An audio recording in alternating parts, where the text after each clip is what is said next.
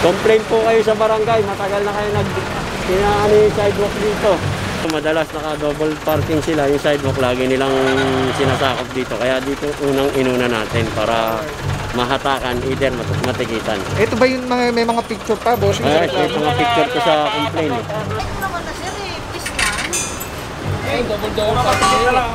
Ang dami nyo naman sasakyan dito, kinocomplain na po kayo dito. Yung sidewalk na sasakupan nyo na lagi. Kasi may complaint kayo dito, 888, kinocomplain na kayo. May picture pa kayo. Tapos sir, papasok kasi na ng ano yung subdivision yata, saka double parking kayo. Tapos hindi nyo sasakyan nyo, tapat. Yun okay na yung dalawa. Ito, hatakin na nadaataan na. Diba pwedeng ano lang siya? Complain na kasi kayo sa 888 sir yan. May picture na kinocomplain kayo. Punta na kung minsan na kayo na ano. Baka pwedeng hindi na ano, hindi ba ano? Tingit na lang sir, yung ano? Tapos sir, ipit yung daan eh. Halos ko lang madaanan na ano. Dapat din, ang luwag mo pala sir. Ba't hindi nilagay sa loob sir? Ang luwag mo pala loob. Nilalabas na rin kasi yung sasakyan namin sir eh. Puro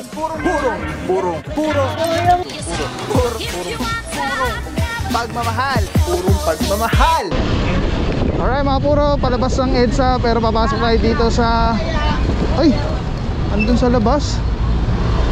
Hindi nag-Old Samson. Teka lang. Maliligaw tayo. Balintawak.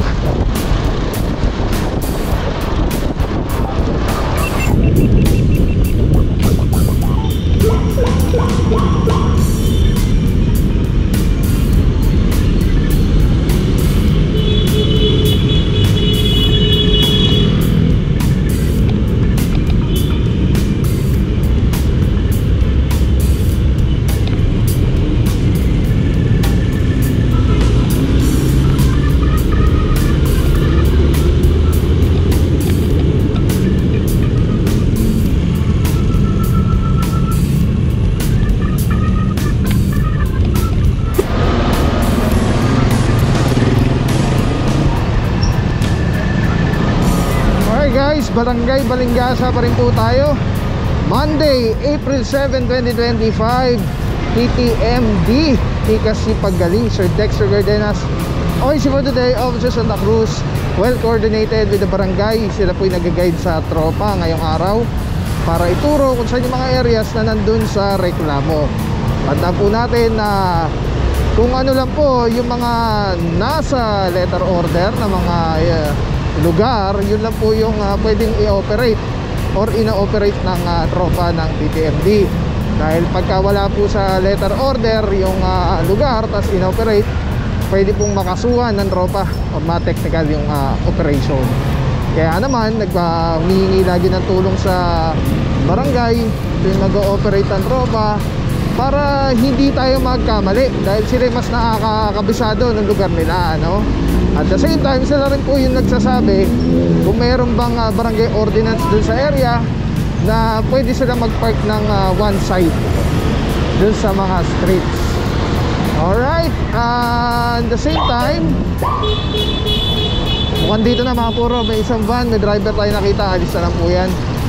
Ito merong truck, ayan may driver na rin, papaalis na lang po yan. May mga driver naman sa mga ano nila, driver seat, so ano na lang po yan. So pinaalis na lang. Pero pag naabutan nyo yung sasakyan na walang driver dun sa driver seat at na-post yan yung inyong sasakyan, tapos may dumating agad na driver, ticket na po yun. Alright,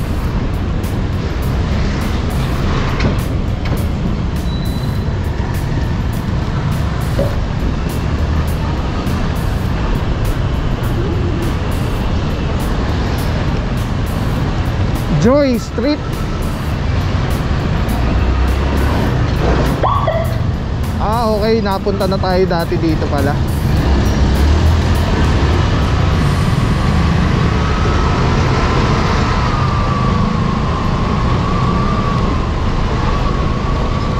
Ayun na, may signage, bawal pumarada.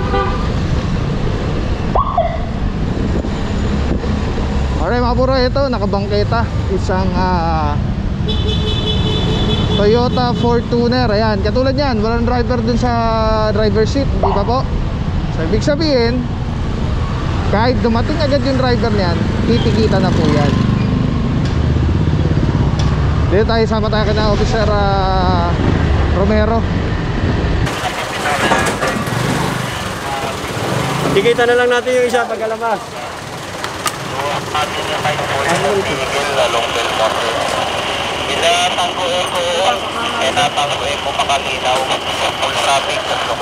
Lisensya. Yung isa. Kabila. Lisensya. Lisensya po, complain naman po ito. Para matikita na lang kayo, at least lumabas kayo. Lisensya mo muna bago alisin.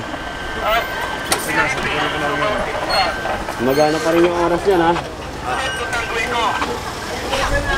Hindi natalian mo naman na sir eh. Please lang. Eh, double parking nila lang. Ang dami nyo naman sasakyan dito, kinocomplain na po kayo dito. Yung sidewalk na sasakupan nyo na lagi. Alright mga puro, kasama nandito ang Officer de Guzman. Good morning TTMD, saludo mga bossing. Ay mga puro, papatikit na si boss. Titikita na lang po kayo, ha? Pabante-unti para makapwesto po yung isa para mahatak yung isang sasakyan. Alright mga puro, may driver ticket lang po. Ikaw na may tumigil na yun.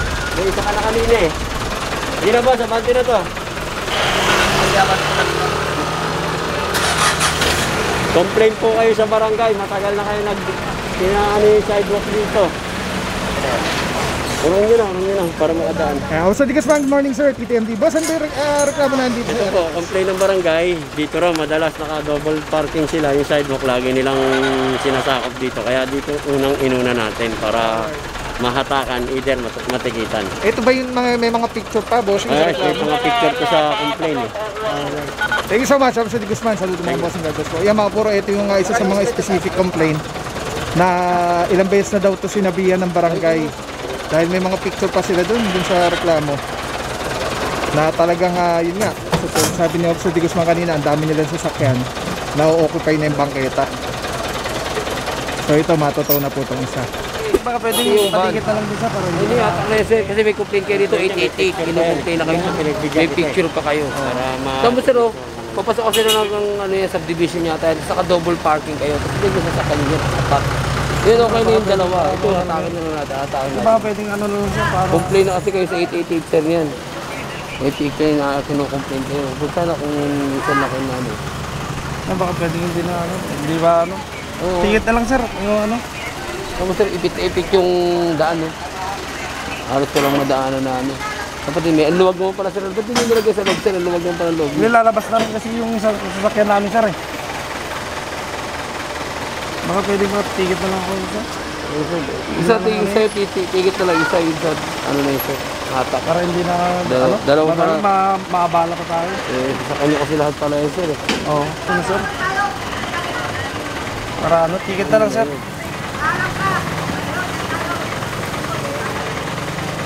Kagit lang, nagtitigit ito eh.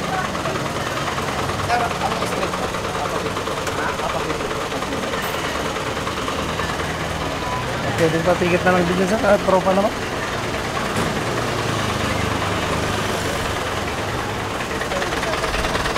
Ay, wapur, alam natin kung ano yung street to sa barangay. Ito pong isa, ito pa na po ito dahil ilang beses na daw nasabihan ito. At ayan, naabutan pa rin dito. Kaya saludo mga tropa ng barangay Balingasa. Boss, ano street tayo dito, boss? Apasible street pa din. Alright, baka may babatingin ka, bossing?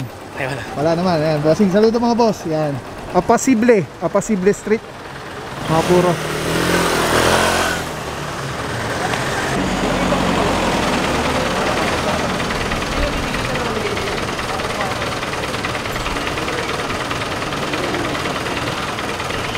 Alright, tabay lang mga puro. Let's go guys.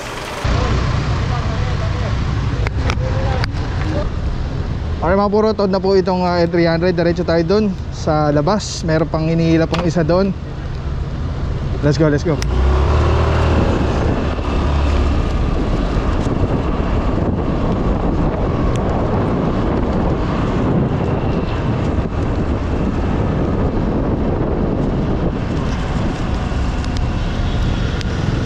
Alright mga puro, itong isa inaorasan pa rin po. Pagka naubusan na tayo ng tow trucks, non-contact na lang po ito. Para sa update sa kalsada sa QC, please like, follow, and share. QC Traffic Transport Management Department. Lamang ang may alam.